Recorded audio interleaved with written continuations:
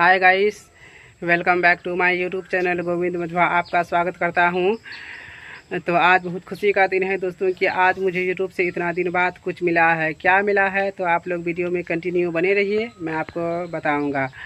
तो अगर आप हमारे चैनल पर नए हैं तो प्लीज़ चैनल को सब्सक्राइब कर दीजिए और बेल आइकन को भी दबा दी ताकि हमारा पहला वीडियो आप तक पहुंच सके।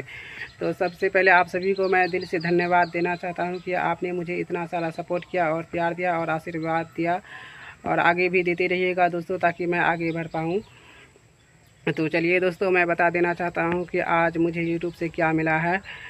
तो आज सुबह सुबह जब मैंने यूट्यूब चैनल को ओपन किया और मैं एक वीडियो अपलोड करने के लिए जा रहा था, तब मैंने देखा क्या क्रिएट ए पोस्ट, यानी मुझे यूट्यूब के तरफ से कम्युनिटी टैब मिल चुका है, जिसकी मदद से मैं अब यूट्यूब पर फ़ोटो अपलोड कर पाऊँगा।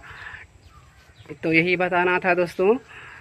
तभी मैंने एक फ़ोटो अपलोड कर दिया है यूट्यूब पर। तो उस फ़ोटो में आप प्यार और आशीर्वाद दीजिए, लाइक कीजिए, कमेंट कीजिए, शेयर कीजिए और मुझे आगे बढ़ाइए दोस्तों।